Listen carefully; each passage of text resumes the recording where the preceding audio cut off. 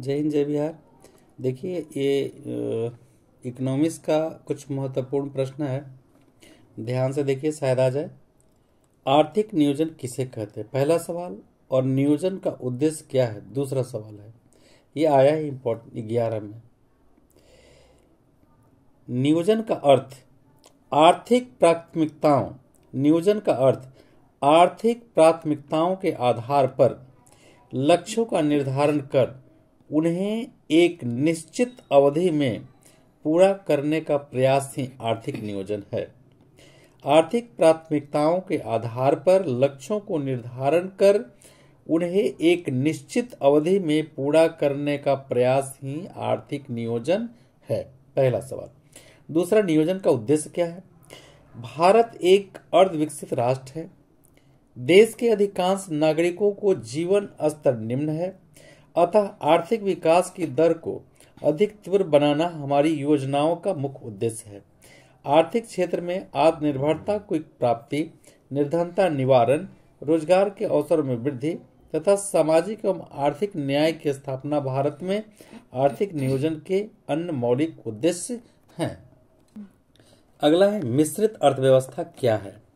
मिश्रित अर्थव्यवस्था की धारणा अपेक्षाकृत एक नवीन धारणा है। पूंजीवादी एवं समाजवादी आर्थिक व्यवस्था के दो पृथक रूप हैं। जहां पूंजीवादी अर्थव्यवस्था में व्यक्ति को पूर्ण आर्थिक स्वतंत्रता रहती है, वहां सामाजिक अर्थव्यवस्था में इसे समाप्त कर देती है। तो मिश्रित अर्थव्यवस्था इन दोनों अर्थव्यवस्थाओं के बीच का मार्ग है, यानी दोनों मिले जुले अर्थव्यवस्था, पूंजीवादी और समाजवादी दोनों मिले जुले अर्थव्यवस्था को सामाजिक मिश्रित अर्थव्यवस्था कहते हैं। इसमें पूंजीवादी एवं समाजी दोनों के गुण वर्तमान। तो सीधे सीधे मिश्रित अर्थव्यवस्था को हम कह सकते हैं कि पूंजीवादी और समाजवादी अर्थव्यवस्था के मिश्रित रूप को हम पूंजीवादी और समाजवादी व्यवस्था के मिश्रित रूप को मिश्रित अर्थव्यवस्था कहते हैं। पूंजीवादी और समाजवादी व्यवस्था के मिले जुले रूप को मिश्रित अर्थव्यवस्था कहते हैं। इसके अंतर्गत अर्थव्यवस्था के कुछ महत्वपूर्ण क्षेत्र सरकार के अधीन होते हैं तथा शेष निजी उद्यम के हाथ में छोड़ दिए जाते हैं। निजी पूंजीवादी अर्थव्यवस्था, इसमें उत्पादन के साधनों पर किसी व्यक्ति या निजी संस्थान का अधिकार होता है। इसके अंतर्गत व्यक्ति लाभ के उद्देश्य से आर्थिक क्रियाओं का संचालन करता है। पूंजीवादी अर्थव्यवस्था आर्थिक संगठन की ऐसी प्रणाली है जो निजी संपत्ति, व्यक्तिगत लाभ और निजी प्रेरणा पर आधारित होता है। इसमें राज्य या सरकार की किसी व्यक्ति आर्थिक क्रियाकलाप का हस्तक्षेप नहीं होता है। यह मूल्य प्रणाली पर आधारित बाजार अर्थव्यवस्था है। अमेरिका, ब्रिटेन, जापान, कनाडा विश्व के अधिकांश विकसित देशों में पूंजीवादी अर्थव्यवस्था है। सार्वजनिक क्षेत्र क्या है। सार्वजनिक क्षेत्र के अंतर्गत वे उद्योग या व्यवसाय आते हैं जिन पर सरकार का नियंत्रण रहता है। इस क्षेत्र के उद्योग सरकार द्वारा संचालित एवं नियंत्रित किए जाते हैं तथा सरकार उन पर एकमात्र स्वामी या प्रमुख अंशधारी होता है। इस प्रकार राजकीय अथवा सरकारी उपक्रमों के समूह को सार्वजनिक क्षेत्र की संज्ञा दी जाती है। निजी उपक्रमों के समान ही सार्वजनिक क्षेत्र में उपक्रम भी वस्तुओं और सेवाओं का उत्पादन करते हैं, परंतु यह क्षेत्र उत्पादन की प्रक्रिया को लोक कल्याण को आर्थिक महत्व देता है। निजी क्षेत्र क्या है। जब किसी उद्योग या व्यवसाय का संगठन एवं संचालन किसी निजी व्यक्ति या संस्था द्वारा किया जाता है, उसे निजी उद्यम कहते हैं। समावेशी विकास क्या है। विकास की वह प्रक्रिया समावेशी विकास कहलाती है जो विकास के लाभ को समाज के अंतिम पायदान पर स्थित लोगों तक पहुंचाने, उनका जीवन स्तर ऊंचा उठाने तथा उन्हें समाज की मुख्य धारा में शामिल करने का प्रयास करती है। देखिए फिर से, विकास की वह प्रक्रिया समावेशी विकास कहलाती है जो विकास के लाभ को समाज के अंतिम पायदान तक परिस्थित लोगों तक पहुंचाना, उनका जीवन स्तर ऊंचा उठाना तथा उन समाज की मुख्य धारा में उन्हें शामिल करने का प्रयास करती है। समावेशी विकास की 11वीं पंचवर्षीय योजना का मुख्य लक्ष्य बनाया गया, क्योंकि कई दशक के सार्थक प्रयास के बावजूद भारत के कई कमजोर वर्ग भौगोलिक क्षेत्र के विकास के लाभ से वंचित रहे थे। देखिए वस्तु विनिमय क्या है, कई बार आ चुका है। जब किसी वस्तु या सेवा का विनिमय किसी अन्य वस्तु या सेवा के साथ प्रत्यक्ष रूप से किया जाता है तब उसे वस्तु विनिमय कहते हैं। जब किसी वस्तु या सेवा का विनिमय किसी अन्य व्यक्ति या वस्तु सेवा के साथ प्रत्यक्ष रूप से किया जाता है तब उसे वस्तु विनिमय कहते हैं। इसमें विनिमय के लिए द्रव्य या मुद्रा का प्रयोग नहीं होता। जैसे जब कोई किसान चावल देकर जुलाहे से कपड़ा लेता है तब उसे वस्तु विनिमय कहते हैं। देखिए साफ साफ वस्तु विनिमय क्या है। देहात में क्या होता है कि जब हम किसी मजदूर से काम करवाते हैं तो उसके बदले रुपए पैसे न देकर हम उसे चावल देते हैं। जब किसी से कोई सामान खरीदते हैं तो उसके बदले हम उसे चावल देते हैं या कोई वस्तु दे देते हैं। तो साहब का वस्तु विनिमय, वस्तु से सामान का आदान प्रदान करना या किए गए काम के बदले पैसा देना, ये वस्तु विनिमय कहलाता है। पत्र मुद्रा क्या है? मतलब नोट। पत्र मुद्रा भारत में कौन जारी करता है? पत्र मुद्रा एक विशेष प्रकार का कागज पर लिखा हुआ प्रतिज्ञा पत्र है जिसमें निर्गमन अधिकारी मांग करने पर उसमें अंकित राशि देने का वचन देता है। भारत में 1 रुपया का नोट भारत सरकार द्वारा और उसको छोड़कर अन्य सभी प्रकार के note reserve bank of India के द्वारा जारी किया जाता है। देखिए पत्र मुद्रा क्या है? पत्र मुद्रा एक विशेष प्रकार का कागज पर लिखा हुआ प्रतिज्ञा पत्र है। कैसे लिखता है? मैं धारक को इतना रुपए देने का वचन देता हूं। ध्यान से देखिएगा, लिखा हुआ रहता है। तो पत्र मुद्रा एक विशेष प्रकार के कागज पर लिखा हुआ एक प्रतिज्ञा पत्र है जिसमें निर्गमन अधिकारी मांग करने पर उसमें अंकित राशि देने का वचन देता है। भारत में 1 रुपए का नोट भारत सरकार द्वारा और इस सभी नोट को रिजर्व बैंक ऑफ इंडिया द्वारा जारी किया जाता है। और 1 रुपया के नोट पर सचिव का साइन होता है, यह ध्यान रखिएगा, और बाकी पर गवर्नर का। देखिए मुद्रा क्या है? मुद्रा रुपया पैसा मुद्रा। मुद्रा विनिमय का वह माध्यम है तथा विभिन्न अर्थशास्त्रियों मुद्रा विनिमय का माध्यम है, लेन देन करने का माध्यम। विनिमय माने लेन देन करना। मुद्रा विनिमय का माध्यम है। बहुत सारे अर्थशास्त्री अलग अलग सी परिभाषा दिए हैं। रॉबर्टसन के अनुसार मुद्रा वह वस्तु है जिसे वस्तुओं का मूल्य चुकाने तथा अन्य प्रकार के व्यावसायिक दायित्वों को निपटाने के लिए व्यापक रूप से स्वीकार किया जाता है। मार्शल ने अलग दिया है परिभाषा। मार्शल ने मुद्रा की परिभाषा देते हुए कहा, मुद्रा में वे सभी वस्तुएं सम्मिलित की जाती हैं जो बिना संदेह अथवा विशेष जांच के वस्तुओं और सेवाओं का खरीदने तथा खर्चों को चुकाने का साधारण प्रचलित प्रथा रहती है। परंतु विभिन्न अर्थशास्त्रियों द्वारा दी गई परिभाषा मुद्रा में हॉटल अलग ढंग से दिए हैं। वे कहते हैं मुद्रा वह है जो मुद्रा का कार्य करती है। मुद्रा वह है जो मुद्रा का कार्य करती है। तो सीधे कहेंगे मुद्रा विनिमय का माध्यम है। लेन देन करने का एक माध्यम को मुद्रा कहते हैं। साख पत्र क्या है? साख पत्रों के अभिप्राय उन पत्रों या साधनों से होता है जिनका साख मुद्रा के रूप में प्रयोग किया जाता है। इन पत्रों के आधार पर ऋणों का आदान प्रदान तथा वस्तुओं और सेवाओं का क्रय विक्रय होता है। एक आधुनिक अर्थव्यवस्था को संचालन में साख पत्र की महत्वपूर्ण भूमिका होती है। अधिकांश व्यापारिक लेन देन इन्हीं के माध्यम से होता है। वास्तव में मुद्रा नहीं होने पर भी साख पत्र मुद्रा के कार्य का ही संपादन करते हैं। साख पत्र एक प्रकार का लिखित प्रतिज्ञा पत्र होता है। इसे लिखने वाला व्यक्ति किसी अन्य व्यक्ति अथवा उसके द्वारा आदेशित व्यक्ति को वाहक का तत्काल अथवा एक निश्चित अवधि के पश्चात पत्र लेख उल्लेख की गई रकम अदा करने का वादा करता है। साख पत्रों में कई प्रकार के, जिनमें चेक, बैंक ड्राफ्ट आदि हुंडा। जैसे सीधे समझिए साख पत्र, जैसे चेक हम किसी को लेते हैं और किसी को काट के दे देते हैं कि जाइए आप इतना रुपया बैंक से भंजा लीजिए, वही आपका साख हुआ। ठीक है, साख पत्र हुआ। तो साख पत्र विनिमय का एक माध्यम है जिसमें पैसा को करंट में न चुका करके उसके बदले वो राशि लिख करके दे दिया जाता है और बैंक में जा करके भंजा लेते हैं, राशि उपलब्ध हो जाता है। इससे कहीं लूटमार से भी बचाव होता है। किसी व्यक्ति की बचत करने की इच्छा किन बातों को प्रभावित करती है? किसी व्यक्ति की बचत करने की इच्छा कई बातों पर प्रभावित करती है। वही व्यक्ति बचत कर सकता है जिसमें आय अधिक, जिसकी आय उसकी न्यूनतम आवश्यकताओं की पूर्ति से अधिक है। साथ ही उस व्यक्ति के बचत की इच्छा भी होनी चाहिए। इतना ही नहीं, बचत के अनुकूल वातावरण का होना नितांत आवश्यक है। गृह युद्ध, बाह्य आक्रमण की संभावना तथा संपत्ति को सुरक्षित रखने का ख्याल आते ही व्यक्ति बचत करने की इच्छा बहुत कम होती है। देखिए, बचत करने की इच्छा तब होती, आवश्यकताएं तो अनंत है, उन अनंत आवश्यकताओं को कल के भविष्य पर उसे आने वाले परिस्थितियों को सुलझाने के लिए हमें बचत करना आवश्यक होता है। तो जिसका इच्छा शक्ति प्रबल होगा वो अपनी बचत कर लेगा, लेकिन अगर इच्छा शक्ति प्रबल नहीं है तो आने वाले भविष्य में खतरा को अगर उसे एहसास नहीं है तो बचत नहीं करेगा, क्योंकि आवश्यकताएं अनंत है। उन्हीं अनंत आवश्यकताओं में हम चयन करके और उसका हम पूर्ति करते हैं, उसके अनुसार कम या बेसी करके और भविष्य के लिए बचत करते हैं। बचत क्या है? बचत वह आय का वह भाग है जिसका वर्तमान में उपभोग नहीं किया जाता। जैसे यदि किसी व्यक्ति की मासिक आय 20,000 है, जिससे वह 15,000 रुपये वस्तुओं में सेवाओं का उपयोग कर खर्च करता है, शेष 5,000 बचा लेता है। सूत्र के रूप में कुल आय में से उपभोग की आय को हटा देते हैं तो बाकी बचता उसे बचत कहते हैं। बचत से सृजित पूंजी का निवेश उद्योग, व्यापार तथा भविष्य के लिए किया जाता है। देखिए, रिजर्व बैंक के कार्य बहुत ही महत्वपूर्ण है आप लोग के लिए। रिजर्व बैंक के निम्नलिखित कार्य हैं।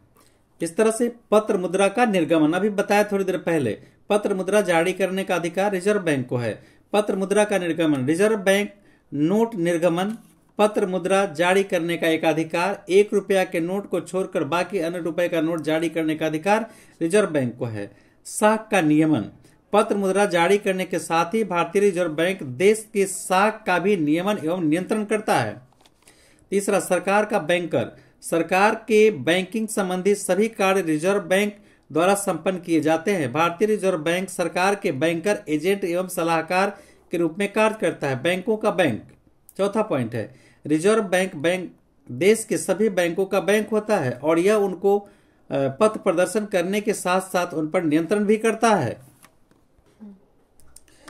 ये इंपॉर्टेंट है। स्वयं सहायता समूह, स्वयं सहायता समूह एक तरह के सोच वाले 15 से 20 सदस्यों का समूह होता है, यानी 15 से 20 सदस्यों के एक समूह व्यवस्था किया जाता है। यह छोटा समुदाय सदस्य की बचत की गतिशील करता है और छोटी पूंजी को संगठित कर सदस्यों की ऋण जरूरतों को पूरा करता है। समूह के ब्याज की दर सेठ साहूकार के ब्याज की दर से कम होता है। सदस्य इन छोटे कर्जों का उपयोग स्वरोजगार के लिए कार्यशील पूंजी एकत्र करते हैं। गिरवी जमीन छुड़वाने, पशु हथकरघा, सिलाई मशीन इत्यादि खरीदने के लिए करते हैं। ऋण की शर्तें समूह द्वारा तय की जाती है। ऋण की अदायगी सुनिश्चित करना समूह की जिम्मेवारी होता है। हर सदस्य को एक दूसरे की क्रियाकलाप की जानकारी देती रहनी होती है, अतः वे गलत करने या धोखा देने की स्थिति में नहीं रहते हैं। 1-2 वर्ष में परिपक्व होकर समूह बैंक से संबंध हो जाते हैं। अपनी जरूरतों के अनुसार उन बैंकों में भी सूक्ष्म वित्त प्राप्त कर लेते हैं। स्वयं सहायता समूह 15 से 20 लोगों का एक सदस्यीय टीम होता है। आपस में ऋण जमा करते हैं और जिस व्यक्ति को जैसी जरूरत है उसे देते हैं और पुनः उनसे पैसे वापस लेते हैं। बाद में वो बैंक से भी ऋण ले सकते हैं या लेते हैं। देखिए, सहकारिता से आप क्या समझते हैं? सहकारिता, मिलजुल कर। सहकारिता का अर्थ मिलकर कार्य करना है। सहकारिता एक ऐच्छिक संगठन है जो सामान्य आर्थिक एवं सामाजिक हितों में वृद्धि के लिए समानता के आधार पर स्थापित की जाती है। सहकारी संगठनों के 3 मुख्य तत्व या विशेषता होते हैं। इसकी स्थापना सामान्य उद्देश्य की प्राप्ति के लिए की जाती है।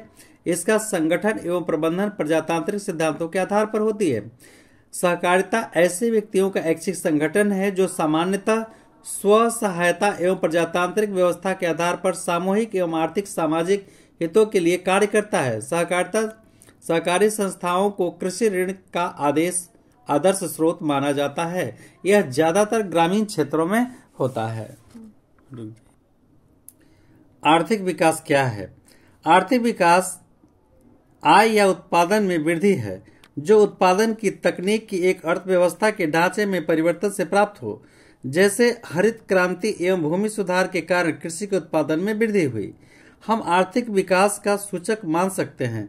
आर्थिक विकास का मुख्य उद्देश्य अर्थव्यवस्था के सभी क्षेत्रों में उत्पादन और उत्पादकता को बढ़ाना होता है।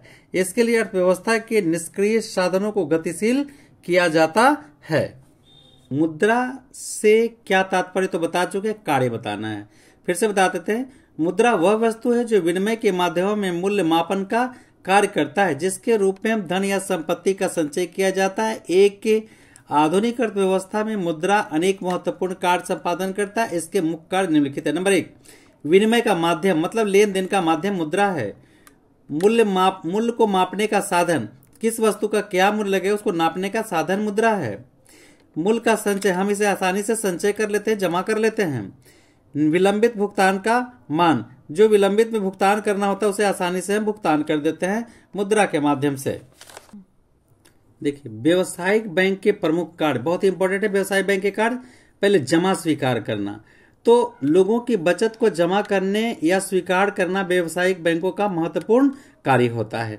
कर्ज देना, यह व्यवसायिक बैंकों का दूसरा मुख्य कार्य है कि बैंक अपने ग्राहकों की रकम को जमा भी करता है तथा इसे जमा रकम को उन लोगों को कर्ज देता है जिन्हें उद्योग या व्यवसाय करने के लिए धन की आवश्यकता होती है। एजेंसी संबंधी कार्य, व्यवसायिक बैंक अपने ग्राहकों को एजेंट या प्रतिनिधि का भी कार्य करती है। वे उनके ब्याज, लाभांश और भुगतान इत्यादि करते हैं। आदेशर प्रतिभूतियों, अंश पत्रों पर भी क्रय विक्रय करते हैं और उनकी ओर भुगतान करते हैं। सामान उपयोगिता संबंधी कार्य, उपयुक्त कार्यों के अतिरिक्त व्यवसायिक बैंक कई अन्य कार्य भी करते हैं जिन्हें उपयोगिता संबंधी कार्य कहते हैं। वैश्वीकरण के बारे में जानें। वैश्वीकरण वह प्रक्रिया है जिसके द्वारा कोई बंद अर्थव्यवस्था विश्व की अन्य अर्थव्यवस्थाओं के साथ जुड़ती है। एक देश के बाजार का अन्य देशों के बाजारों के साथ एकीकरण से वस्तुओं, सेवाओं, प्रौद्योगिकी, पूंजी एवं श्रम का निर्बाध प्रवाह आदान प्रदान होता है। भारत इससे अछूता न रहे, अतः नवीन आर्थिक नीति 1991 के अंतर्गत विदेशी व्यापार एवं पूंजी निवेश को उदार बनाया गया है। अनावश्यक नियंत्रण, जिससे लाइसेंस, कोटा आदि शामिल थे, हटा दिए गए हैं। व्यापार शुल्क भी कम कर दिया गया है। देखिए, विश्व व्यापार संगठन WTO क्या है? विश्व व्यापार संगठन WTO विश्व के प्रमुख देशों की एक अंतर्राष्ट्रीय संस्था है जिसका उद्देश्य विदेशी व्यापार के विस्तार के लिए इसे यथासंभव मुक्त एवं स्वतंत्र बनाना है। इसकी स्थापना 1995 में हुई। द्वितीय महायुद्ध के समय में विश्व के प्राय सभी देशों में विदेशी व्यापार कई प्रकार के प्रतिबंध लगा दिए गए थे। इन प्रतिबंधों के कारण अंतर्राष्ट्रीय व्यापार के क्षेत्र में संकुचित होते जा रहा था। अतः अंतर्राष्ट्रीय व्यापार की सुविधाओं को बढ़ाने के लिए 1947 में जेनेवा सम्मेलन में एक समझौता हुआ। यह समझौता सामान्य प्रशुल्क एवं व्यापार समझौता कहा गया। अब इन स्थान विश्व व्यापार संगठन ने ले लिया है। वर्तमान में 161 राष्ट्र विश्व व्यापार संगठन के सदस्य हैं, जिसका मुख्यालय जेनेवा में है। ये बहुत महत्वपूर्ण है। मानवाधिकार के महत्व पर टिप्पणी। मानवाधिकार का संबंध किसी देश के नागरिकों के मूलभूत अधिकारों से है। इनकी सुरक्षा के लिए हमारे देश में राष्ट्रीय मानवाधिकार आयोग की स्थापना की गई है। अन्य विकासशील देशों के समान ही हमारे देश में भी निर्धन एवं कमजोर वर्ग के लोगों का कई प्रकार से शोषण होता है। भारतीय संविधान में किसी नागरिकों के समान सुविधा एवं समान अवसर का अधिकार प्रदान है, परंतु आवश्यक कानून होने पर भी वे समान सुविधा, समान अवसर से वंचित रह जाते हैं। ये तो हमारे समाज में बेसहारा और कमजोर वर्ग के मौलिक अधिकारों की प्रभावपूर्ण सुरक्षा के लिए इस आयोग का गठन किया गया है। इसको हम ह्यूमन राइट्स भी कहते हैं कि हमारे क्या अधिकार है, क्या कर्तव्य है, ये सब जानना बहुत जरूरी है। हमारा कोई शोषण नहीं कर सकता है, हम पर कोई दबाव नहीं डाल सकता, हमें कोई प्रताड़ित नहीं कर सकता है। ये सब ह्यूमन राइट्स में यानी मानवाधिकार में है। हमारे संविधान में 7 मौलिक अधिकार दिए गए हैं, जिनमें समानता का अधिकार, स्वतंत्रता का अधिकार, आर्थिक शोषण का संरक्षण का अधिकार आर्थिक शामिल है। इन अधिकारों का हनन होने पर कोई भी व्यक्ति मानवाधिकार आयोग का आवेदन दे सकता है। इस आयोग के महत्व इस कारण और बढ़ जाता है कि मानवाधिकारों का उल्लंघन होने पर यह स्वयं संज्ञान भी ले सकता है।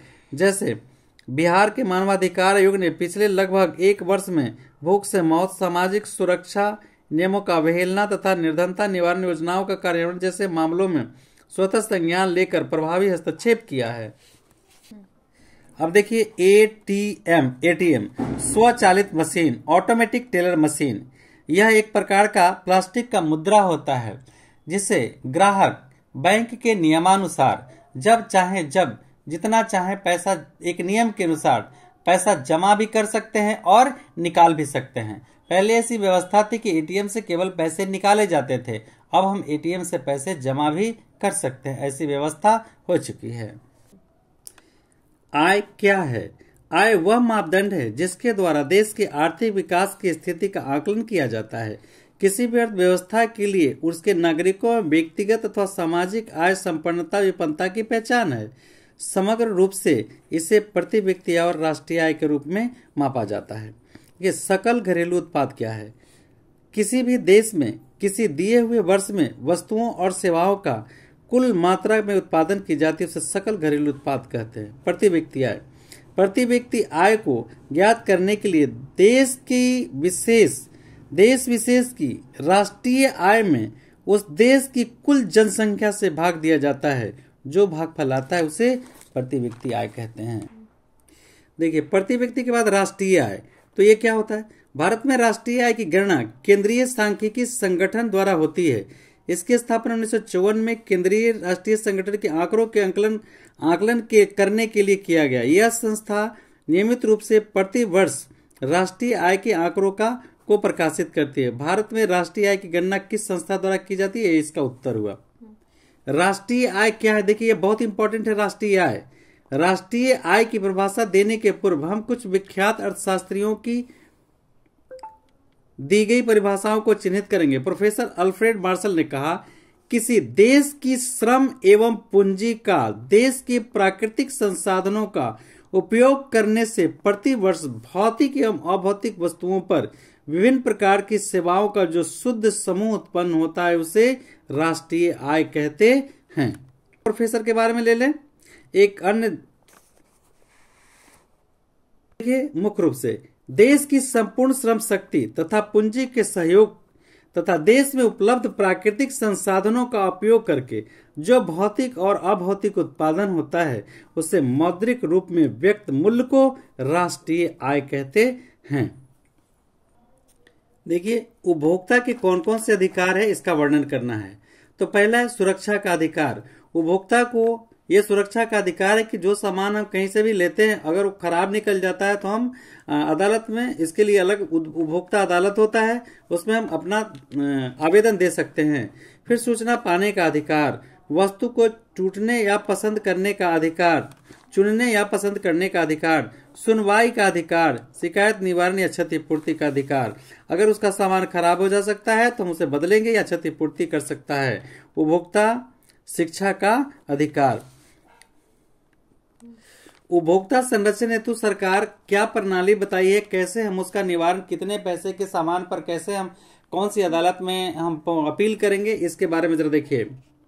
उपभोक्ता संरक्षण के लिए सरकार द्वारा गठित त्रिस्तरीय न्याय प्रणाली दिया गया है। जिला मंच, राज्य आयोग और राष्ट्रीय आयोग। जिला मंच, यदि उपभोक्ता कोई वस्तु या सेवा 20 लाख से कम खरीदता है तो उसे कोई खोट हो जाए तो वह जिला फोरम में अपना अपील कर सकता है। 20 लाख से कम जिला फोरम में।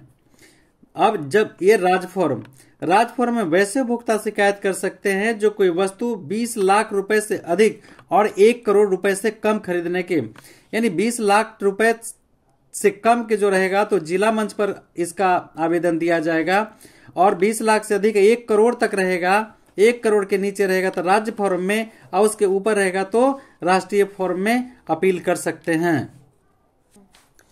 नगर निगम के कार्य आप लोग अवश्य पढ़ लीजिएगा, बहुत इंपॉर्टेंट है, वो शायद आ सकता है। जय हिंद, जय बिहार। बहुत सारी शुभकामनाएं आप सबको।